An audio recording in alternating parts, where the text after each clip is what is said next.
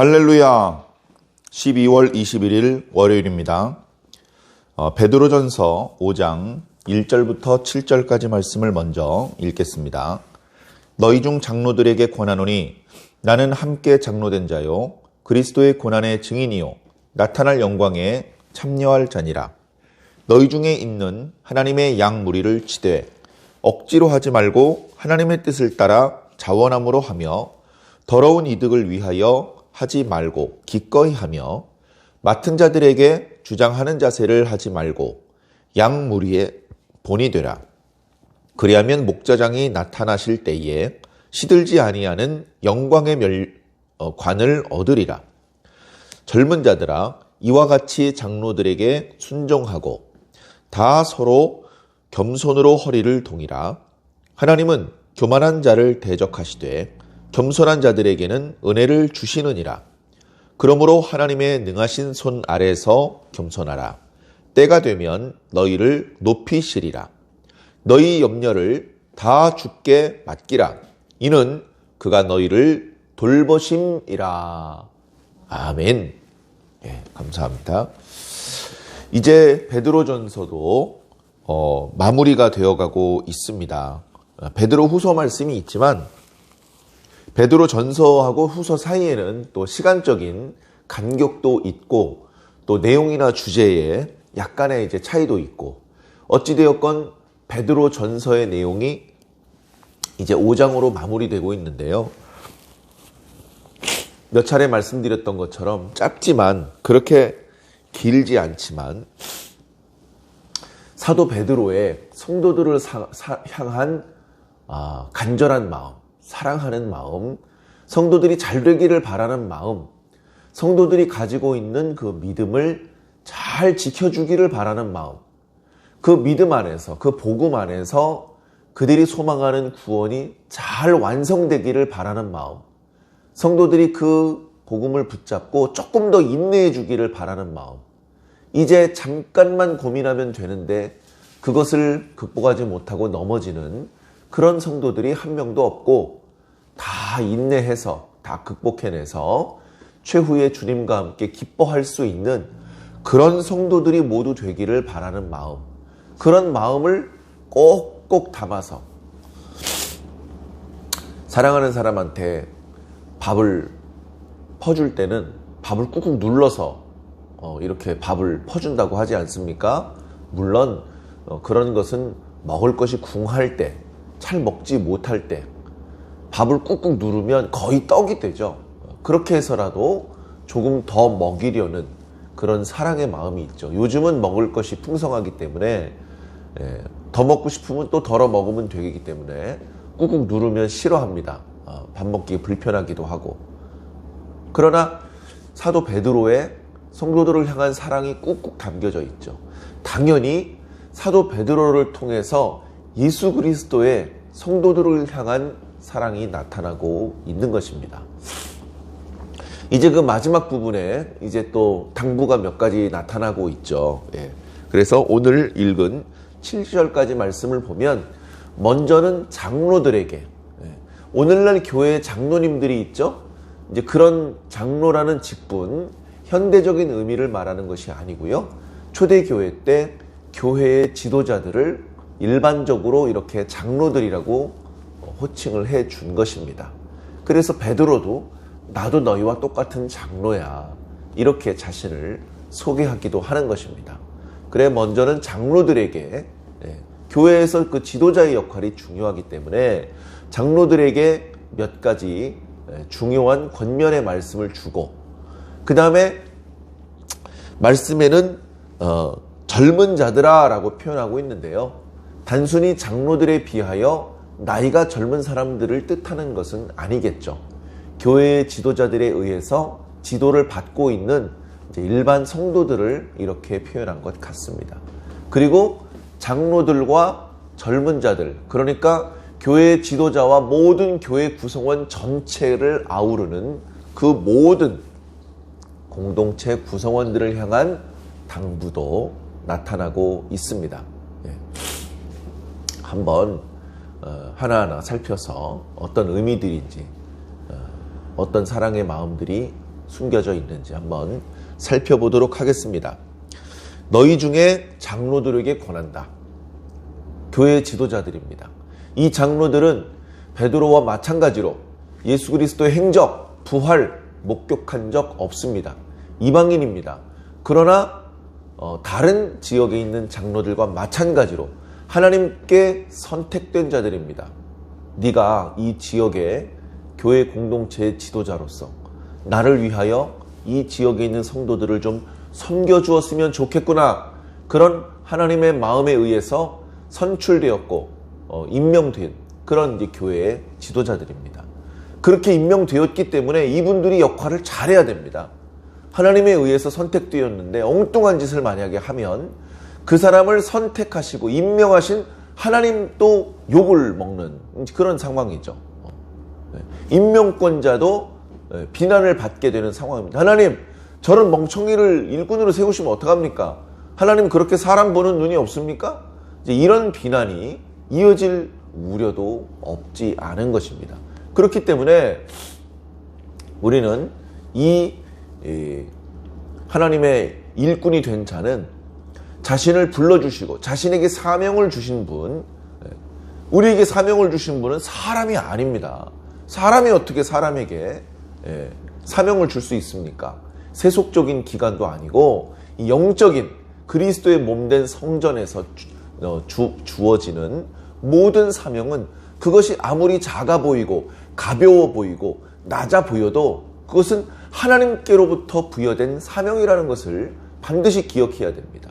그렇기 때문에 이 말씀은 단순히 교회의 장로, 예를 들면 목사라든가 아니면 총회장이라든가 이런 아주 일부 그런 직분을 받고 있는 사람들에게만 해당되는 말씀이 아니고 주님께 부르심을 받고 주님께 사명을 받은 모든 일꾼들에게 해당되는 말씀이기도 하다는 것을 기억해 주시기를 부탁을 드립니다.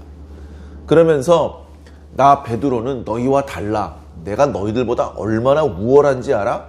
이런 자신의 우월함을 강조하는 것이 아니고 나도 너희와 똑같은 장로다.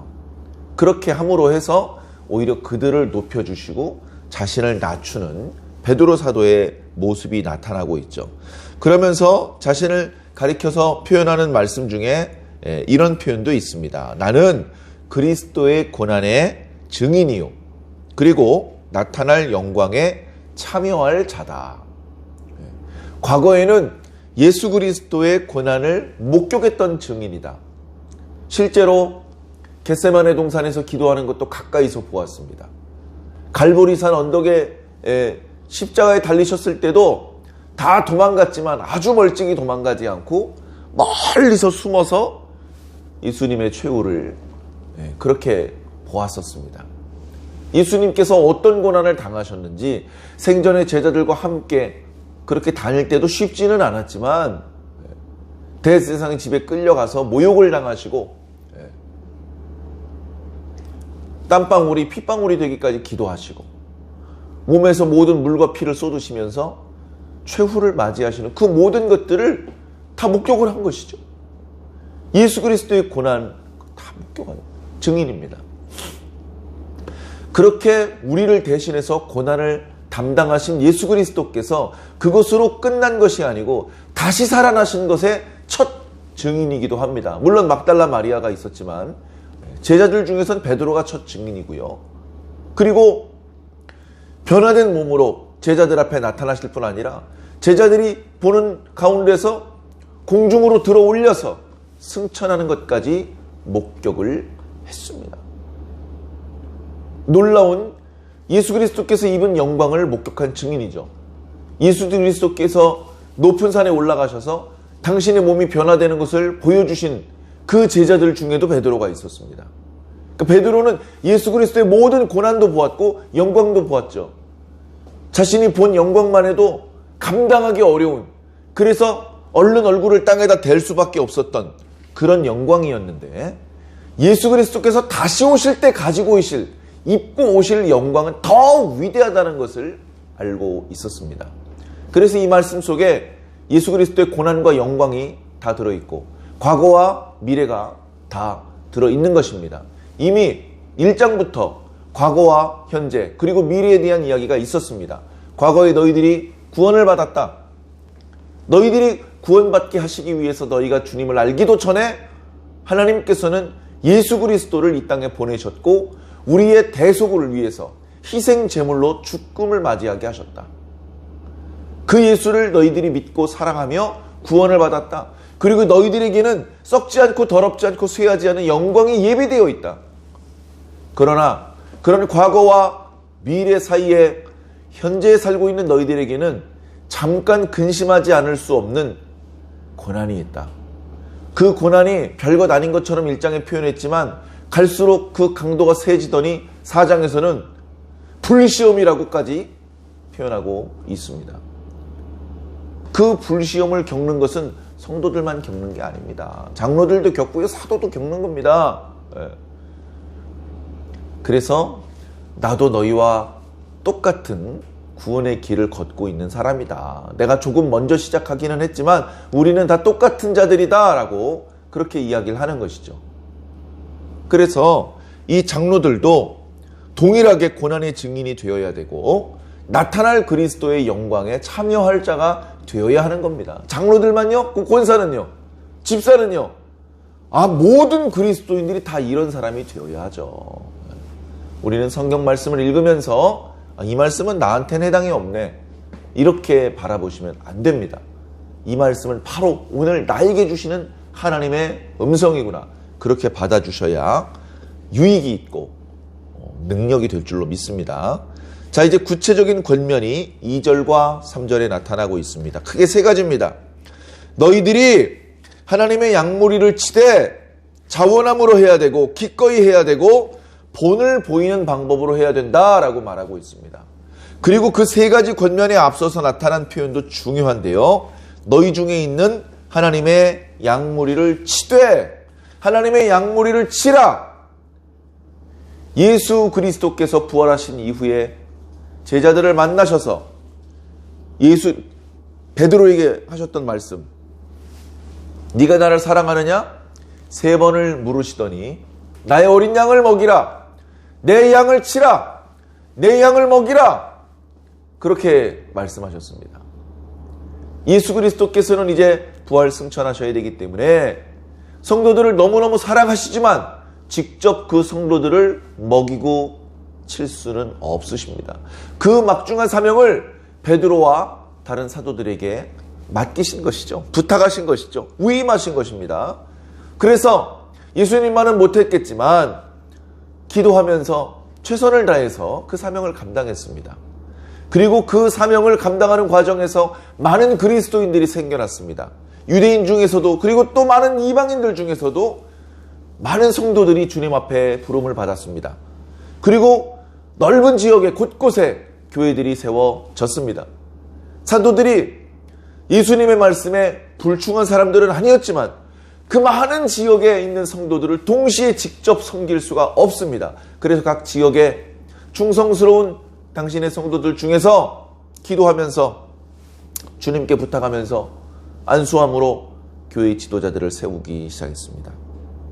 그리고 그들에게 자신이 예수 그리스도께 받았던 그 사명을 또다시 위임해 주는 것이죠. 또다시 부탁해 주는 겁니다. 이복의 아무개, 이제부터 너는 그냥 아무개가 아니고 이 교회 공동체의 지도자일세. 내가 예수님께 받았던 그 부탁을 나도 이제 자네에게 해야 되겠네. 내가 이 모든 지역에 있는 이 많은 성도들을 다 섬길 수가 없어. 그리고 나도 이제 주님의 부름을 받아서 주님의 세계로 들어가야 하네. 이제 남겨진 자네가 이 지역에 있는 성도들을 위해서 섬겨주게. 그리고 자네도 주님의 부르심을 받을 날이 가까워오거든 또 다른 일꾼에게 부탁해 주게나. 그래서 계속해서 이 복음이 전파되게, 계속해서 이 사람들이 천국 백성으로 그렇게 준비될 수 있도록 해주게. 그렇게 이제 이야기를 하는 것이죠. 놀라우신 하나님의 은혜의 현장입니다. 우리가 얼마 전에 묵상을 했던 에스겔 말씀을 보면 34장에 이런 말씀이 있습니다. 너희들이 왜 내 양에게 먹을 것을 주지 않느냐? 내 양들이 다 흩어졌다. 하면서 성실하지 못한 목자들을 책망하시면서 하나님께서 말씀하십니다. 내가 흩어졌던 내 양무리를 다 모을 것이다. 내가 그들을 위해서 새로운 꼴을 준비해 두었다. 내가 그들에게 충분히 맛있는 꼴을 먹여 배부르게 할 것이다. 이렇게 말씀하셨습니다. 그 말씀이 상징하는 많은 의미들이 있죠. 그런데 그 말씀은 하나님께서 하나님의 백성들을 향해서 주시는 약속의 말씀입니다. 그 약속의 말씀이 과거에 유다인들이 귀환하는 것으로도 일부 성취되었지만 보다 근본적인 의미, 영적인 의미를 성취하게 하기 위해서 하나님께서는 예수 그리스도를 보내셨습니다. 예수 그리스도의 많은 사명들이 있죠. 왕 같은 또는 선지자 같은 또는 제사장 같은 사명도 있습니다. 그러나 목자 같은 사명도 있으십니다. 그래서 흑암과 같은 시대에 예수 그리스도께서 오셔서 흩어져 있는 양무리들을 모으시고 그들을 먹이셨습니다. 예수님께서 하신 일은 구약의 하나님께서 당신의 백성들을 향해 주셨던 약속의 성취였습니다. 그냥 예수님께서 멋있지 폼나잖아 이래서 한 게 아니고요. 하나님께서 주셨던 말씀의 성취로서 예수님께서 그렇게 하셨던 겁니다.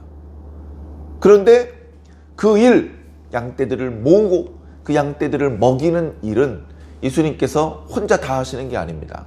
조금 전에 말씀드렸던 것처럼 예수님께서 승천하시기 전에 사도들에게 부탁하셨고 사도들은 속 사도들에게 그리고 그 후배들에게 그리고 또 다른 지역에 있는 곳곳의 교회의 지도자들에게 위임되어서 사실은 오늘 우리들에게까지 계속 이어지고 있는 것입니다. 그래서 우리도 지금 제가 하는 일도 지금 우리 교회에서 하는 일도 과거 구약의 에스겔 34장을 비롯해 하나님께서 주셨던 말씀들 내가 내 양떼들을 모으고 먹일 것이라는 그 약속의 성취의 연장선상에 있는 것입니다. 우리는 우리가 하고 있는 일에 대하여 해도 되고 안 해도 되는 일이 아닙니다. 반드시 해야 됩니다. 왜? 말씀은 이루어져야 되기 때문에. 네가 안 할 것 같으면 너 하지 마. 하나님께서는 다른 종을 세워서라도 당신의 뜻을 반드시 이룰 것입니다. 다소간의 어려움이 있더라도 하나님께서 주신 사명을 중하게 여기고 믿음으로 목숨을 다 바쳐서라도 이 사명을 감당하는 자들에게는 이루 말로 할 수 없는 상급이 주어져 있을 것입니다. 오늘 말씀의 4절에는 목자장 되신 베드로도 목자고 지금 이 말씀을 읽는 교회 지도자된 장로라고 호칭되고 있는 이 분도 교회 공동체의 지도자인데 목자인데 목자들 중에 우두머리가 있어. 목자장이야. 누구야? 예수 그리스도입니다. 예수 그리스도는 우리를 먹이시고 우리를 섬겨주시다가 우리 곁을 떠나서 하나님 우편에 가셨습니다. 영원히 거기 계셔서 안 오시는 게 아니라 다시 오십니다. 반드시 다시 오십니다. 다시 오시는 이유도 하나님의 약속의 성취를 위해서 오십니다. 그때 주님께 부탁받은 사명을 최선을 다해서 감당하는 장로들에게 썩어지지 않을, 시들지 않을, 그러니까 영원한 그런 영광의 관, 면류관을 주실 것이다. 너무나 감사한 일이죠. 그 예수님께서 주시는 관은 우리가 감당하기에는 너무 부끄러운, 너무나 영광스러운 관일 것입니다. 그러나 주님께서는 아니야, 너는 이 관을 쓸 만한 충분한 자격이 있어 라고 우리에게 과분한 칭찬을 주시면서 이 관을 씌워주실 것입니다. 교회 지도자 몇 명에게만 씌워지는 것이 아니고 어찌 보면 하나님의 양떼들, 흩어졌던 잃어버렸던 양떼들을 돌아오게 했던 모든 그리스도인들이 받게 될 상급입니다. 그것들을 기억하면서 교회 지도자는 물론이고 모든 그리스도인들이 2절과 3절의 말씀을 기억해 주시기를 부탁을 드립니다. 다시 말씀드립니다. 세 가지인데 첫 번째, 자원함으로 해라. 시켜서 하기 싫은데 쟤 시키지 왜 날 시켜가지고 하면서 억지로 마지못해서 할 수 없이 그러다 보면 소극적으로 하는 둥 마는 둥 이런 식으로 일을 하면 안 됩니다. 자원함으로 하나님 안 그래도 하고 싶었는데 기회를 주시다니 감사합니다. 최선을 다해서 해보겠습니다. 이런 마음을 날마다 먹어야 됩니다. 그 반대되는 마음이 억지로 하는 것이죠. 하나님의 일은 어떤 종류의 일이든 억지로 하면 안 됩니다. 야, 억지로 할 거면 하지 마. 헌금 아까우면 하지 마. 전도 그렇게 하기 싫어? 하지 마. 하나님께서는 네가 안 해도 다른 사람을 통해서 반드시 당신의 뜻을 이룰 것이며 그들이 하나님의 복을 받을 것입니다. 네. 자원함으로 일함으로 하나님의 큰 축복을 받게 되기를 바랍니다. 다윗의 시편에 보면 하나님께서 성령을 부어주셔서 자원하는 마음을 회복해 주시기를 간구하는 모습이 나타나고 있습니다. 이런 자원하는 모습은 성령의 충만한 은혜 가운데 하나님께서 주시는 마음이라고 믿습니다. 자, 두 번째, 기꺼이 해라. 기쁜 마음으로 해라. 더러운 이득을 위하여 하지 말라. 이 말씀을 교회 지도자들이, 그러니까 목사님들이 월급도 받지 마라. 야, 그 쪼잔하게 월급 받기 위해서 목회하냐? 이런 표현으로 오해하시면 안 됩니다.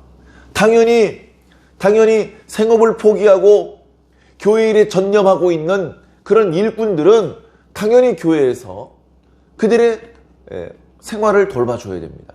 과거의 제사장들과 레위인들을 다른 이스라엘 백성들의 11조 중에서 그렇게 그들을 섬기도록 하나님께서 만들지 않으셨습니까? 그들은 생업을 뒤로하고 성전을 섬기며 하나님을 섬기는 일에 올인한 사람들이기 때문에 그렇습니다. 오늘날도 마찬가지죠. 물론 상황에 따라서 사도 바울처럼 자비량으로 섬기는 경우도 있습니다만 거의 대부분의 주의 종들이 올인해서 자기의 사적인 일 그걸 뒤로 한 채 자기 가족들을 부양하는 일 그런 것들을 하지 않고 성도들과 교회를 위해서 전념하고 있을 때 당연히 그 뒷바라지를 해주어야 됩니다. 그것은 지나친 것도 아니고 그것은 부당한 것이 아닙니다. 그런데 사람이기 때문에 어떤 사역을 할 때에 물질적인 이득을 목적으로 그것이 사역의 동기가 되는 것을 하나님께서 경계하고 계신 것입니다. 그런 모습은 사역자들을 변질시킵니다. 그런 모습은 하나님께 영광이 돌아가지 못하게 만듭니다. 그런 모습은 이제 이 행동들이 더 이상 신앙이 아닌 것이 되게 만들 수도 있습니다. 그래서 사람이기 때문에 그런 물질에 연약한 부분이 있는데 절대 그런 우를 범하면 안 됨을 지적해주고 계신 말씀입니다. 마지막으로 주신 세 번째, 맡긴 자들, 너희들에게 맡겨주신 그 양무리들에 대하여는 억지를 피우지 마라. 아이씨, 내가 목사인데 내가 목사 말 안 들어도 돼? 이런 식의 표현을 하지 마라. 그 말이 맞지. 근데 그런 식의 말로 하면 마음이 상처를 받고 이게 아름답지 않잖아. 예수님께서 언제 그랬어? 아이씨, 내가 메시아인데 너희들 이딴 식이야? 빨리빨리 먹을 거 안 찾아와? 이런 식으로 언제 하셨습니까? 예수님께서는 항상 좋은 모범이 되어주셨는데 너희들은 어디서 배워먹은 그런 방법을 돌깡패 같은 모습을 성도들에게 그러면 안 된다는 말씀이죠. 당연한 말씀입니다. 성도들이 교회 지도자들에게 순종해야 되죠. 그런데 그것은 깡패처럼 위협하는 방법으로 하는 것이 아니고 모범을 보이는 겁니다. 기도 안 해! 기도하란 말이야. 이게 아니고 보니까 우리 장로님 항상 기도하시네. 우리 목사님 보면 항상 기도하는 모습이야. 내가 교회 갈 때마다 기도하고 계시더라고. 이런 모습을 모범을 보여야 됩니다. 청소하세요. 이 구석구석 쓸란 말이 여기 먼지 그대로 있잖아요. 이렇게 말하면 속상합니다. 기분 나빠요. 목사님이 성실하게 청소하는 모습, 교회를 돌보고 관리하는 모습, 그런 것들을 성도들이 본다면 성도들이 부끄러워할 것입니다. 목사님 저희들이 할게요. 목사님 빗자루 이리 주세요. 목사님 걸레 이리 주세요. 저희들이 할게요.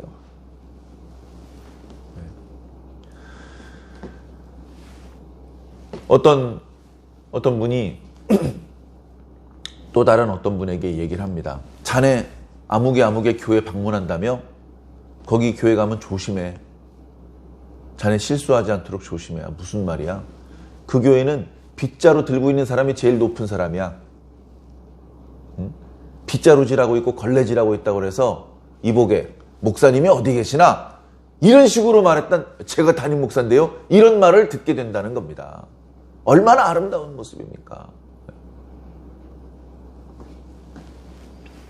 자, 그렇게 하지 말고 양무리들의 본이 되라. 그러면 목재장이 나타나실 때 성도들은요, 장로들이든 성도들이든 예수 그리스도께서 다시 오시는 장면을 항상 염두에 두고 예수님을 다시 만나게 될 그 순간을 염두에 두고 살아야 됩니다. 절대 그 순간을 잊어서는 안 되는 것이죠. 자, 5절 젊은 자들아, 다시 말해서 교회의 성도들아, 이와 같이 장로들에게 순종해라. 장로들, 너희들과 똑같은 성도들이었지. 불과 얼마 전까지만 해도.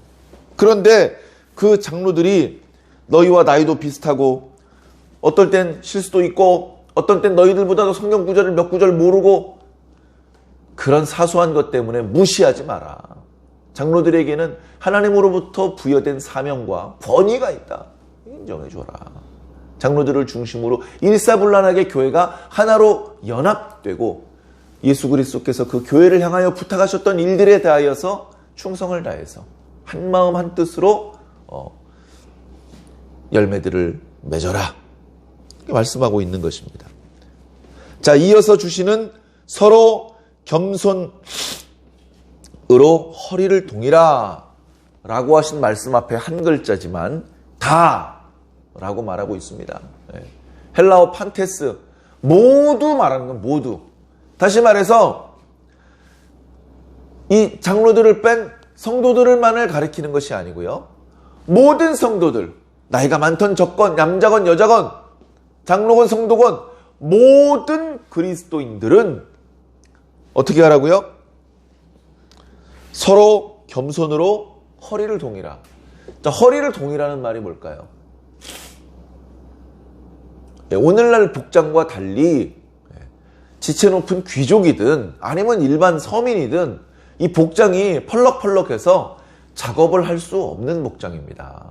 그러니까 뭔가 작업을 하려면 두 가지를 해야 되는데요. 일단 겉옷은 벗어 내려놔야 됩니다. 속옷이라고 해서 메리아스 반스가 아니거든요. 속옷도 이렇게 길게 늘어져 있는 그런 옷인데 펄럭거리니까 어떻게 하냐면은 이 펄럭거리지 않게 허리에 띠로 이렇게 질끈 동여매야 됩니다. 그래야 팔과 다리가 편안하게 활동을 할 수 있는 것이죠.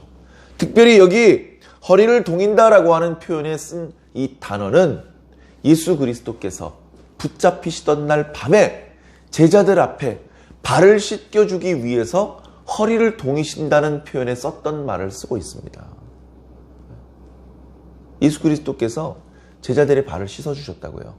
그러려고 겉옷을 벗으시고 속옷 차림에 그 속옷을, 허리띠를 질끈 동여 매시고 제자들을 한 명 한 명 나오게 하셔서 발을 씻어주셨어요. 그러니까 서로 겸손으로 허리를 동이라는 것은 서로 섬겨주어라, 서로 봉사해 주어라, 서로 발을 씻어주어라, 상대방이 하지 못하는 부분을 네가 대신해 주어라. 그리고 그렇게 해줄 수 있는 겸손한 마음을 품도록 해라. 예수 그리스도의 겸손을 너희들이 본받도록 해라. 이건 장로들도 해야 되고, 이건 성도들도 해야 되고, 이건 여자들뿐 아니라 남자들도 해야 되고, 어린이뿐 아니라 어른들도 해야 되고, 제자들뿐 아니라 스승들도 해야 된다. 겸손의 반대, 교만입니다. 교만에 대한 경고의 말씀이 이어지고 있습니다. 하나님은 교만한 자들을 대적하시되 겸손한 자들에게는 은혜를 주시는 분이다. 그러므로 하나님의 능하신 손 아래서 겸손하라. 때가 되면 어떤 때일까요? 예수 그리스도 다시 오실 때. 이 땅에 있는 동안에는 그 보상이 충분하지 않아요. 온전하지 않아요. 그러나 그렇게 보상되지 않은 채로 끝내주지 않은, 우리가 죽은 이후에라도 예수 그리스도께서 다시 오셔서 반드시 보상해 주신다. 반드시 때가 되면 너희를 높여주실 것이다. 너희 염려를 다 주님께 맡겨라. 너희 염려 중에 일부는 맡기고 일부는 니들이 알아서 해결해. 이게 아니고요. 크던 작던 너희 모든 염려를 주님께 다 맡겨드려. 이게 기도하란 말이거든요. 내가 짊어지고 있던 이 고민의 짐을 이 주님의 어깨 위에 올려놓으라는 것이에요. 그건 불경한 일이 아닙니다. 기도하라는 것이에요. 그러면 주님께서 너희들을 케어해 주실 것이다. 영어 성경에 케어해 준다는 표현. 그런 말 우리가 일상에도 가끔 쓰지 않습니까? 우리를 돌봐주실 것이다. 보살펴 주실 것이다. 함께해 주실 것이다. 보호해 주실 것이다. 치료해 주실 것이다. 항상 너를 도와줄 것이다. 이제 이런 의미들이 다 포함되어 있는 것이죠. 예수님이 떠나가 버린 제자들, 처음에는 아쉬움이 컸을 것입니다. 그러나 그 제자들이 의연하게 교회 지도자로서의 역할을 잘 감당했습니다. 그러나 그 제자들이 한 명 한 명 순교를 당하거나 또는 죽임을 당했습니다. 그래서 남겨져 있는 성도들 곁을 지키지 못하고 멀리 떠났을 때 그 성도들은 황당했을 겁니다. 그럼 우리들은 이제 어떻게 하지? 그러나 하나님께서는 중단 없이 교회 지도자들에게 성령을 부으시고 또 다른 일꾼들을 세워주셔서 그들을 통해서 어쩌보면 그들은 선배들보다 많이 부족했음에도 불구하고 더 많은 전도의 열매들이 맺어지고 더 많은 지역으로 복음이 전파되는 그런 성과들이 나타나게 해 주셨던 것입니다. 그리고 그 흐름이 오늘 우리들에게까지 이어져서 우리나라 대한민국에도 복음이 들어왔고 그리고 우리 교회가 위치하고 있는 이 시골에도 하나님의 복음이 이렇게 선포되고 있는 것입니다.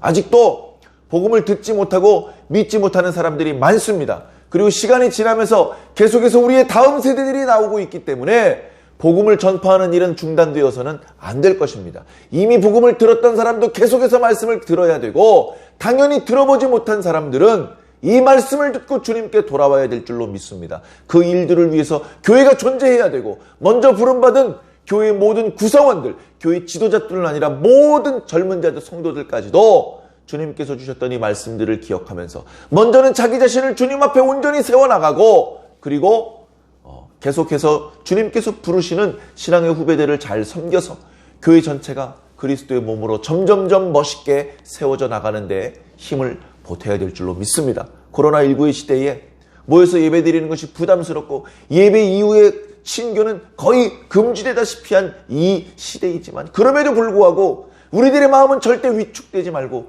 성도들이 서로 사랑하며 교제하고 특별히 하나님과의 관계는 점점 더 뜨겁게 가까워질 수 있는 그런 저와 여러분, 그런 우리 교회, 그런 대한민국 모든 성도들이 되기를 주님 이름으로 간절히 축원합니다.